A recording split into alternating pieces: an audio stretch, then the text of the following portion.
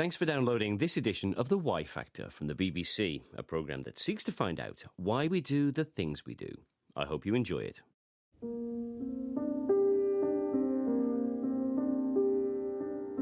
BBC World Service. I'm Mike Williams with The Y Factor. Today, the age of consent, the age at which a person is considered by law to be capable of agreeing to sex.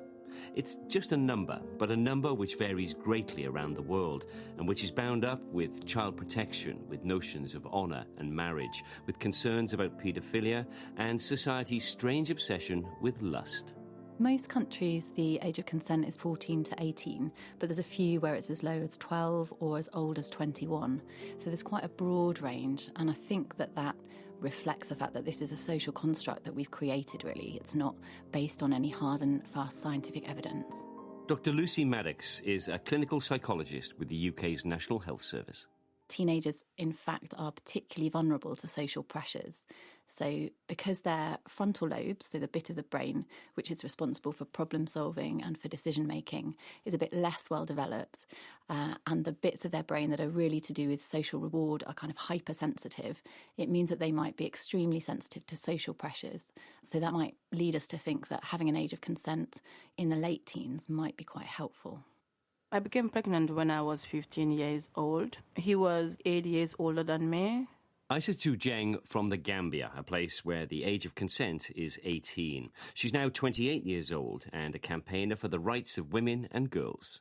At the time, legally, you weren't able to consent. But I wonder if in your mind you did consent. And did you understand, most importantly, what that meant, what the consequences would be? It wasn't something that I expected. It wasn't something that I planned. Because imagine being the most intelligent child in your family, everybody was looking up to you. It was something that I didn't only disappoint my family, but I actually disappointed myself that time. But later, as I grew up, I realized how women are, how girls are treated. And it is time for us to stand up and say no to some of those abuses and exploitation. Underage sex is permitted in the Gambia as long as the child is married, and that's true elsewhere as well. Here's Jerison Lansdowne, a children's rights advocate and one who's often worked as a consultant to the United Nations. If you've got a country where it's completely frowned on and completely unacceptable for anyone to have sex outside marriage, then those countries will want to have the same age of sexual consent as marriage. In more liberal countries in the West, for example, where it's widely acknowledged, tolerated, accepted that people have sex when they're much younger and outside marriage, then you need a law which both acknowledges that and protects children from abuse at the same time. So the role of an age of consent is partly to protect from older men trying to have sex or having sex with children. Absolutely, absolutely. The laws were created to try to punish older boys and men.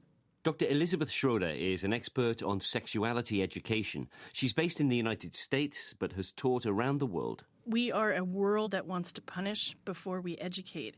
And punishing folks, putting them into jail is something that is a consequence for their actions, but it does nothing to change their behavior. And that's really something that is missing, to really help change somebody's attitudes to say, this is not something you should be doing versus we're just going to pop you into jail and those are your consequences. There has to be a combination. For example, outside of the U.S. and some of the African countries, statutory rape laws are designed to combat child marriage.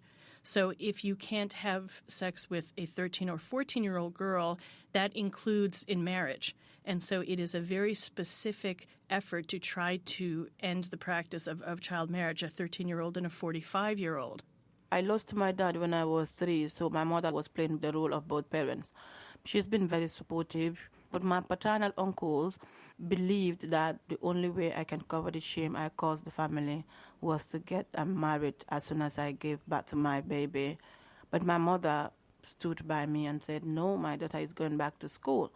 So she took my child when my child was just 6 months old and sent me back to school. So it was because of my mother that I escaped being a child bride. Aissatou was one of the lucky ones, but many girls are not so fortunate. Here's Helena Minshew from the International Women's Health Coalition. A number of people have looked at the issue of what causes child marriage. And a lot of times what we hear out of that research is that parents are marrying their daughters off to, quote unquote, protect them. And we often think that that means protect girls from sexual assault or from pregnancy out of wedlock. But the International Women's Health Coalition has a partner in Cameroon, the Association for the Struggle Against Violence Against Women, who has recently conducted research on the root causes of child marriage in the extreme north of Cameroon. And they found the same thing. Parents would initially say protection. But what they found is that respondents actually meant protection of the honor of fathers. So an unwed sexually active daughter brought shame upon the father, brought shame upon the family. An unwed daughter with a child, even more so. And so parents actually were marrying their daughters off not to protect the girl, but to protect themselves from shame. Restrictions on the sexual activity of girls have a long history, and the first recorded law defining an age of consent dates back to 13th century England, when a statute made it an offence to ravish a maiden within age, with or without her consent. A maiden within age was taken to mean a girl below the marriageable age, at that time 12 years old. The history is quite sexist because it came from actually old England, really looking at the purity of girls. It was a very gendered thing where they wanted to make sure at the time that girls' virginity was being protected and they were being, quote unquote, preyed upon by older men. The consequence for men of having sex with a girl who was underage was criminal prosecution.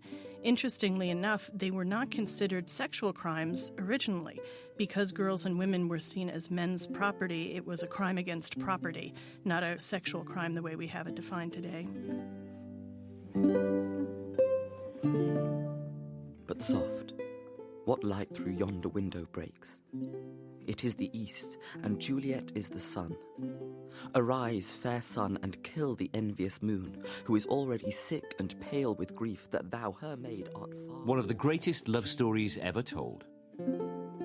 Romeo, Romeo, wherefore art thou Romeo? Deny thy father and refuse thy name. Or, if thou wilt not, be but sworn my love, and I'll no longer be a Capulet. We don't know for certain how old Romeo was. Most scholars settle on 16 or older. But Shakespeare's text is clear. Juliet was just 13. My child is yet a stranger in the world. She hath not seen the change of 14 years. Let 2 more summers wither in their pride, ere we may think her ripe to be a bride. Younger than she, our happy mother's maid. And too soon marred are those so early made. Earth has swallowed all my hopes but she's the hopeful lady of my earth. But woo her, gentle Paris, get her heart, my will to her consent is but a part. And she agreed within her scope. In many parts of the world these days, the union of Romeo and Juliet would probably provoke a visit from the police or social services. But strangely, in modern-day Verona, it would be legal. The age of consent in Italy is 14, with an exception if the participants are close in age. A 13-year-old may engage in sexual activity with a partner as long as the two of them are within 3 years of each other. Several countries take a similar approach, and these exemptions are known as Romeo and Juliet clauses. There's so many cases where you have a younger person and an older person in a relationship, but the parents know both partners and there's absolutely no problem with it. So really you have to have somebody make a complaint about the situation. There have been exceptions to that, however, and there was a case years ago in the United States where an older boy was in a relationship with a younger girl. She got pregnant, had a baby, and he was going to stay with her. They wanted to get married. The parents knew both of them, and they supported this. The government in one state actually followed them. They moved to another state and arrested him for statutory rape, even though the parents had consented.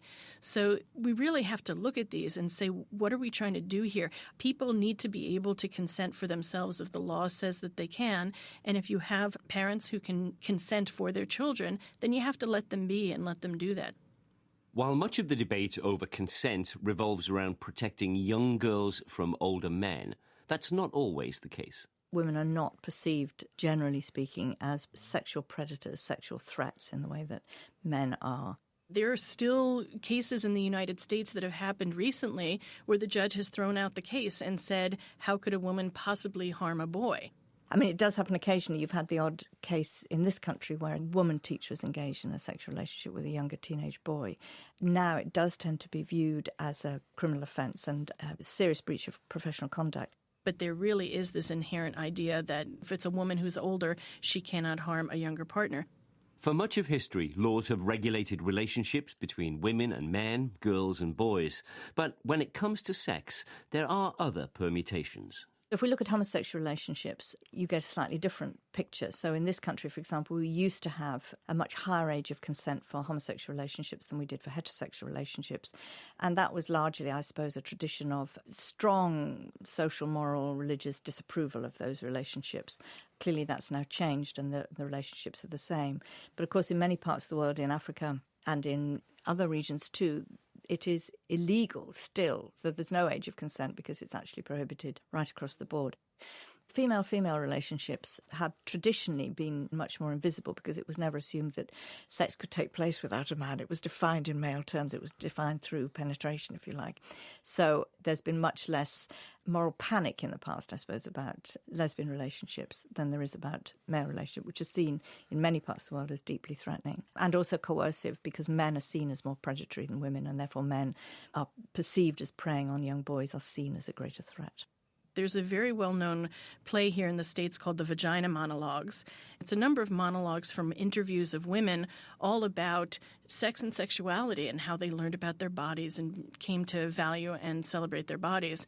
And one of these monologues is a sexual awakening between remembering a 15-year-old girl and a woman who's in her 30s. She invites me into her car. She asks me if I like to kiss boys, and I say, no, I do not like to do that.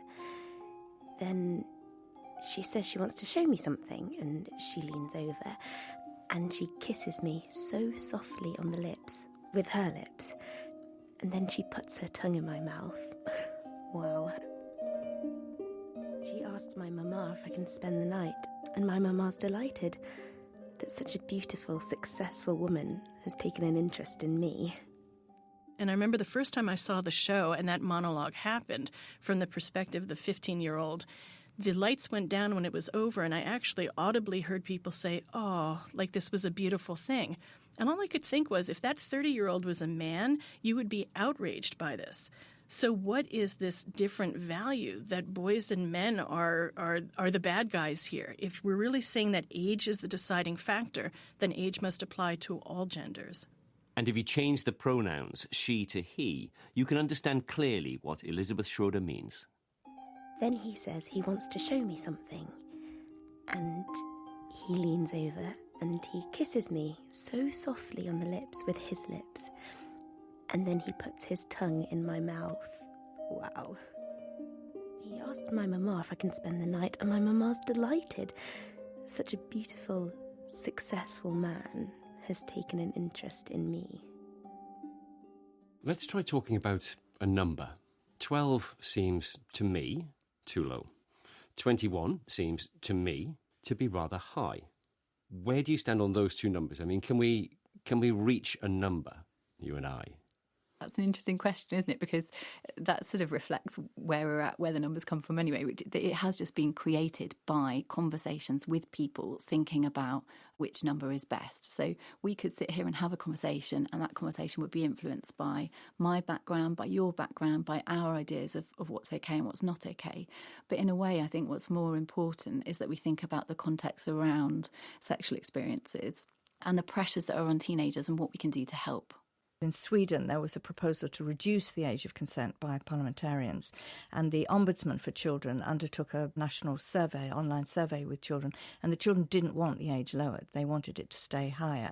So clearly children were seeing it as a form of protection, and they didn't feel the fact that they could have sex and could make decisions about sex was sufficient to justify having a lower age of recognition. We also really need to look at what our law's really trying to regulate here. So are we trying to protect girls from early sexual activity because it's going to lead to early pregnancy, and that's incredibly difficult on girls' bodies? Are we trying to ensure that girls are not sexually exploited or sexually abused?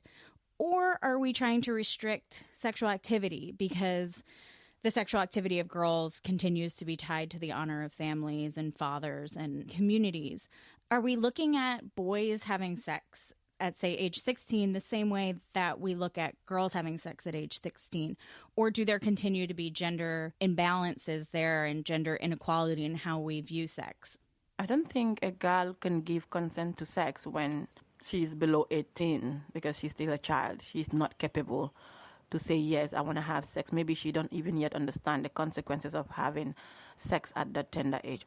Do you think that this notion of an age of consent is useful? It is very, very useful for the young generation of girls, both boys and girls, because if girls realize the importance of giving consent, then they will then realize that they don't have to be forced to do it. It has to come from them. My answer to whether there should be an age of consent at all is maybe.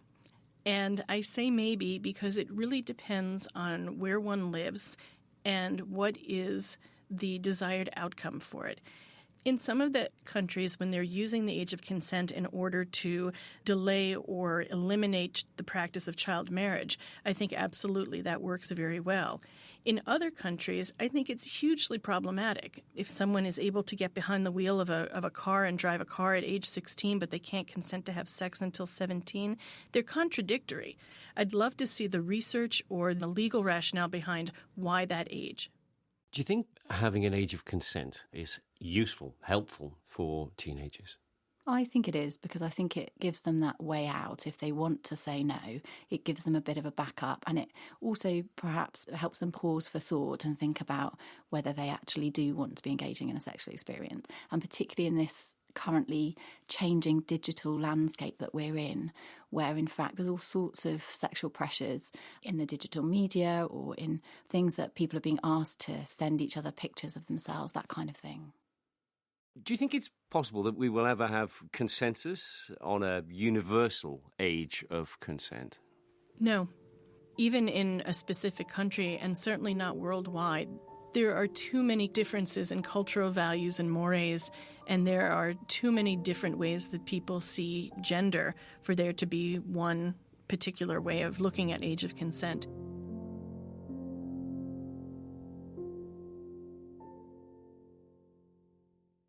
Thanks for listening to The Y Factor. If you'd like to hear more episodes, there's a wide range of programmes on our website, from collecting to sacrifice to suicide, lists and laughter, drawing and diaries. Visit bbcworldservice.com/Y Factor.